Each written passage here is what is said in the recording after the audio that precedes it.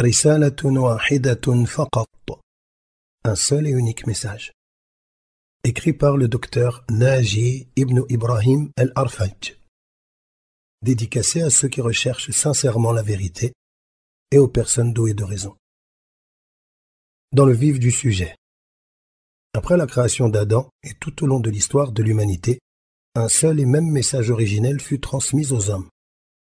En vue de rappeler aux hommes ce message et de les ramener sur le droit chemin, le seul et unique vrai Dieu envoya des prophètes et des messagers tels que Adam, Noé, Abraham, Moïse, Jésus et Mohammed. Que la paix et le salut soient sur eux tous, afin qu'ils transmettent un seul et même message qui est « Le vrai Dieu est unique. Adorez-le donc. Lui seul. » Le Dieu unique, le vrai, est le seul qui soit digne d'être adoré. Il a envoyé, afin de transmettre ce message, Noé qui a dit « Votre Dieu est un Dieu unique. Adorez-le donc, lui seul. » Abraham qui a dit « Votre Dieu est un Dieu unique. Adorez-le donc, lui seul. » Moïse qui a dit « Votre Dieu est un Dieu unique. Adorez-le donc, lui seul. » Jésus qui a dit « Votre Dieu est un Dieu unique. Adorez-le donc, lui seul. » Mohammed qui a dit « Votre Dieu est un Dieu unique. Adorez-le donc, lui seul. » Dieu a certes envoyé les messagers dotés d'une ferme résolution, ainsi que d'autres, dont nous connaissons certains, afin qu'ils s'acquittent de plusieurs missions. Parmi celles-ci, premièrement, recevoir la révélation divine, la transmettre à leurs peuples respectifs et à leurs adeptes. Deuxièmement, enseigner aux gens l'unicité divine, c'est-à-dire le fait de vouer le culte exclusivement à Dieu. Troisièmement, incarner le bon exemple par la parole et les actes, afin que les gens, dans leur cheminement vers Dieu, puissent les prendre comme modèles. Quatrièmement, orienter leurs adeptes vers la crainte de Dieu, son obéissance et le suivi de ses injonctions. Cinquièmement, enseigner à leurs adeptes les lois religieuses ainsi que les nobles caractères. Sixièmement, guider les personnes désobéissantes, les associateurs parmi les idolâtres et autres. Septièmement, informer les hommes qu'ils seront ressuscités après leur mort et qu'ils seront, au jour de la résurrection, jugés et rétribués en fonction de leurs actions. Quiconque aura cru en Dieu sans rien lui associer et aura œuvré avec vertu, aura pour récompense le paradis. Et quiconque aura associé qui ou quoi que ce soit à Dieu et lui aura désobéi, aura l'enfer pour refuge. Les prophètes et les messagers ont été créés et envoyés par un Dieu unique. L'univers et tout ce qu'il contient comme créature attestent de l'existence de Dieu, le Créateur, et témoignent de son unicité. Dieu est le créateur de l'univers et de tout ce qui s'y trouve comme êtres humains, bêtes et insectes. Il est le créateur de la mort, de la vie éphémère et de la vie éternelle. Les livres considérés comme saints par les Juifs, les chrétiens ou les musulmans attestent tous de l'existence de Dieu et de son unicité. Lorsque celui qui recherche objectivement la vérité étudie la notion de divinité et de pur monothéisme dans la Bible et dans le Coran, il est en capacité de distinguer les attributs spécifiques et singuliers qui appartiennent uniquement à Dieu et dans lesquels aucune prétendue divinité ne s'associe à lui. Voici certains de ces attributs. Premièrement, le véritable Dieu est le Créateur. Il n'est pas créé. Deuxièmement, le véritable Dieu est seul et unique. Il n'a pas d'associé, il n'a ni père ni enfant. Troisièmement, Dieu est au-dessus des représentations humaines. Ici-bas, il ne peut être vu. Quatrièmement, Dieu est éternel. Il ne meurt pas, il ne s'incarne pas dans ses créatures ni ne prend leur forme. Cinquièmement, Dieu est autosuffisant et transcendant. Il se passe de sa création. Il n'a ni père, ni mère, ni épouse, ni enfant. Il n'a ni besoin de nourriture, ni de boisson, ni de l'aide de qui que ce soit. En revanche, les créatures que Dieu a créées ont besoin de lui. Sixièmement, Dieu se singularise par des attributs sublimes, parfaits et beaux dans lesquels rien ni personne ne s'associe à lui. Rien, par conséquent, ne lui ressemble. Il nous est possible d'utiliser ces caractéristiques et attributs ainsi que d'autres attributs par lesquels Dieu se caractérise de manière exclusive afin d'examiner et de réfuter toute autre prétendue divinité. Maintenant, permettez-moi de revenir au sujet de notre recherche évoquée ci-dessus. un seul et unique message, en mentionnant certains passages des Saintes Écritures et du noble Coran qui confirment la divinité unique de Dieu. Mais avant cela, j'aimerais vous faire part d'une idée. Certains chrétiens doivent certainement s'étonner et se dire « Il est clair que Dieu est unique. Nous-mêmes, nous croyons en un Dieu unique. Par conséquent, pourquoi un tel sujet ?» La réalité est qu'au cours de mes études et de mes diverses abondantes lectures sur le christianisme, mais aussi suite à mes nombreuses discussions avec des chrétiens, je compris que selon eux, Dieu, d'après la représentation que certains s'en font, englobait les points suivants. Premièrement, Dieu le Père. Deuxièmement, Dieu le Fils. Troisièmement, Dieu le Saint-Esprit. Le simple bon sens, la logique pure pousse le chercheur objectif à poser aux chrétiens la question suivante. Que signifie pour vous « Dieu est un » alors que vous faites en même temps référence à trois divinités? Est-ce que Dieu représente une seule entité en trois ou trois entités en une? Un dans trois ou trois dans un? De plus, selon certaines croyances chrétiennes, ces trois divinités ont des fonctions, des existences et des formes différentes. Ainsi, premièrement, Dieu le Père est le Créateur. Deuxièmement, Dieu le Fils est le Sauveur. Troisièmement, Dieu le Saint-Esprit est l'assistant. Prétendre que le Messie est le Fils de Dieu, ou qu'il est une divinité, ou qu'il est une partie de Dieu, contredit totalement ce que les textes scripturaires de la Torah et de l'Évangile ont établi. Ces derniers stipulent en effet que Dieu ne peut être vu ici-bas. Vous n'avez jamais entendu sa voix, vous n'avez jamais vu son visage, dit l'Évangile selon Jean 5, 37. Personne ne l'a jamais vu et personne ne peut le voir, dit le premier épître à Timothée 6, 16. Personne ne peut me voir et rester ensuite en vie. Exode 33, 20. En se basant sur ces textes ainsi que sur d'autres, je m'étonne, me demandant en toute sincérité comment concilier les dires de ceux qui disent que Jésus est Dieu et les textes bibliques qui insistent sur le fait que personne n'a vu Dieu ou n'a entendu sa voix. À cette époque, les Juifs en général ainsi que la famille de Jésus et ses apôtres en particulier n'ont-ils pas vu Jésus, le Messie, Dieu le Fils comme le croient certains? N'ont-ils pas entendu sa voix? Comment, alors que la Torah et l'Évangile établissent que personne ne peut voir ni entendre Dieu, peut-on trouver ensuite certaines personnes qui croient que Jésus, celui dont ils ont vu la personne, dont ils ont entendu la voix, est Dieu ou le Fils de Dieu? Y a-t-il un secret caché concernant la véritable réalité de Dieu? La Torah assure le contraire. Elle nous rapporte en effet de Dieu la parole suivante. Certes, je suis, moi, le Seigneur. Il n'y a point d'autre divinité. Ou encore, certes, je n'ai point parlé en secret et je n'ai pas fait de mon dessein une chose sacrée. Et encore, certes, je suis moi, Dieu, et je parle en toute vérité. Certes, je proclame ce qui est véridique. Ésaïe 45, 19. Par conséquent, qu'en est-il en réalité? Relis bien le verset cité précédemment. Relis-le plusieurs fois et médite-le profondément. Entreprenons ensemble une quête à la recherche de la vérité sur Dieu dans la Bible et le Coran en espérant que vous me ferez part de votre opinion après avoir médité les versets et les textes rapportés ici, mais aussi après avoir lu ce livret de manière critique et objective. Par souci d'objectivité, je citerai les preuves, sans faire le moindre commentaire, dans l'espoir qu'elles soient méditées avec soin et impartialité, sans idée préconçue. Dieu l'unique, le vrai dans l'Ancien Testament. Écoute, ô Israël, le Seigneur, notre Dieu, est unique. Deutéronome 6.4. Dieu, le seul, l'unique, n'a-t-il pas insufflé en nous le souffle de vie et ne pourvoit-il pas à notre subsistance? Malachie 2.15.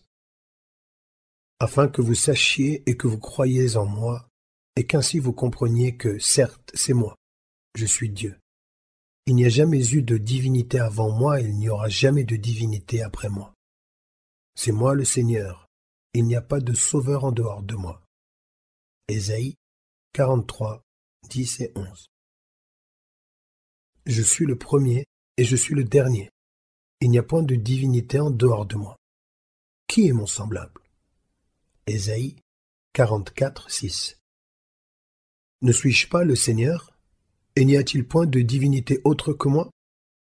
Je suis bon et sauveur. Il n'y a pas ici et là d'autres divinités. Ésaïe 45, 21. Cela ne te rappelle-t-il pas d'autres textes? Dieu, le seul, l'unique, la vérité, dans le Nouveau Testament. Or, la vie éternelle, c'est qu'ils te connaissent, toi, le seul vrai Dieu, et celui que tu as envoyé, Jésus-Christ.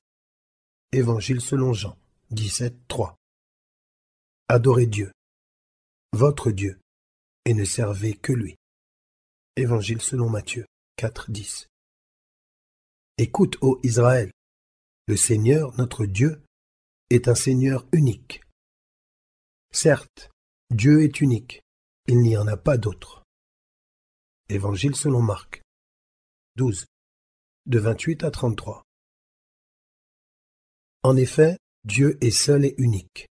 L'intermédiaire entre Dieu et les hommes est unique. C'est un homme, le Messie Jésus. Première épître de saint Paul à Timothée 2, 5.